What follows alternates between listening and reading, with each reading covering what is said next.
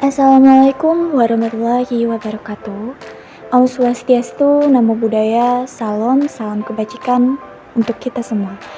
Sebelumnya perkenalkan, nama saya Salvita Zahra dari kelas 10 AK3.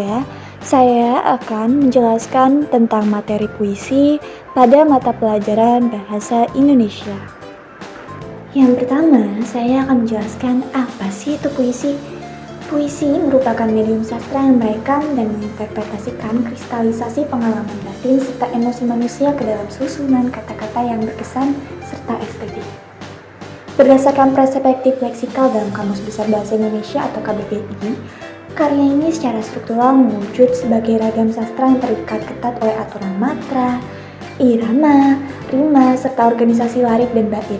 Melalui pemadatan unsur kebahasaan tersebut, setiap bait puisi menyimpan kekuatan ekspresif yang mampu mewakili kedalaman makna secara universal dan membangkitkan imajinasi pembacanya. Ke slide kedua, di sini akan menjelaskan mengenai jenis puisi berdasarkan isinya.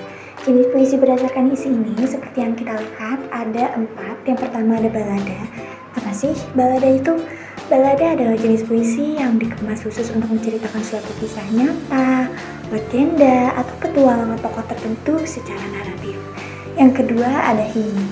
Puisi bernada sakral yang ditulis sebagai bentuk pujian, rasa syukur, penghormatan kepada Sang Pencipta Tuhan, pahlawan maupun tanah air.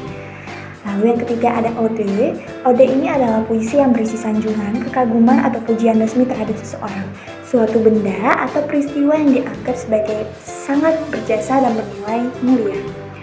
Yang terakhir ada epigram. Epigram merupakan ragam puisi pendek yang memuat petuah, ajaran moral, prinsip filosofis, atau tuntunan bijak dalam menjalani kehidupan. Ini menjelaskan mengenai jenis puisi berdasarkan bentuknya. Ada 3 macam jenis puisi berdasarkan bentuknya. Yang pertama ada puisi lama, yaitu puisi yang terikat aturan ketat, jumlah, baris, suku kata, dan makna. Contohnya pantun, syair, serta gurindam. Lalu yang kedua ada puisi baru, yaitu puisi yang bebas dari aturan kaku dan mengutamakan ekspresi penyair. Contohnya balada, romansa, dan elegi. Lalu yang ketiga ada puisi cyber, yaitu menggunakan media digital, teknologi komputer, dan multimedia. Contohnya puisi dengan animasi visual atau grafis komputer. Di slide berikutnya, saya akan menjelaskan ciri khusus puisi. Nah, ciri khusus puisi ini cukup banyak ya, ada 14 yang saya ketahui. Yang pertama itu ada padat, yaitu menyampaikan banyak hal dan makna dalam sedikit kata. Yang kedua ada sublim, memiliki nilai keindahan bahasa yang sangat tinggi. Yang ketiga ada subjektif, yang kata-katanya itu kuat dan bisa mempengaruhi perasaan pembaca. Lalu yang keempat ada asosiatif, mampu menghubungkan berbagai peristiwa kehidupan. Lanjut ke ciri kelima, yaitu inovatif, yang artinya menampilkan kreativitas dan gaya bahasa yang baru. 6 konotatif, yaitu menggunakan kata kiasan bukan makna yang sebenarnya. Lalu ketujuh ada tipografi khas, punya bentuk visual dan aturan baris yang unik. Lalu yang kedelapan ada ekspresif, menjadi tempat mencurahkan isi hati dan perasaan penyair. Nah, kita lanjut ke ciri khusus puisi yang ke-9, yaitu ada emotif.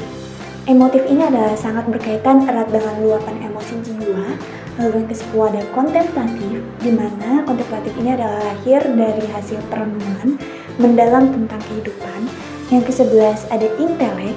Intelek adalah dibuat menggunakan pemikiran dan logika yang cerdas. Dan yang ke-12 adalah imajinatif, bisa memancing daya hayal atau imajinasi pembaca. Lalu ciri khusus yang selanjutnya, yang ke-13 ada personal dan sosial, berisi kisah pribadi atau kritik terhadap masyarakat.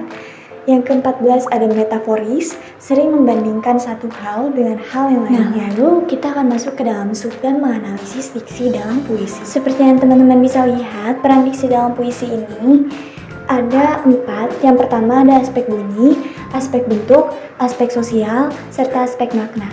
Lalu ada bagian memfrasakan puisi. Memfrasakan puisi ini ada 2, yaitu yang pertama prafasa terikat, lalu yang kedua prafasa bebas.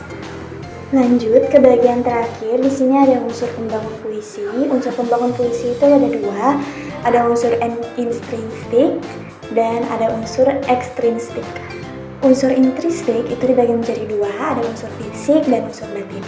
Unsur fiksinya yaitu ada diksi, imaji, gaya bahasa atau majas, karya konkret, serta verifikasi tipografi. Di unsur batin itu ada tema, rasa, nada, serta makna.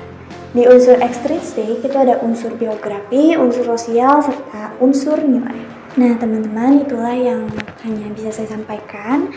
Sekian tentang materi puisi. Kurang lebihnya mohon maaf. Wassalamualaikum warahmatullahi wabarakatuh.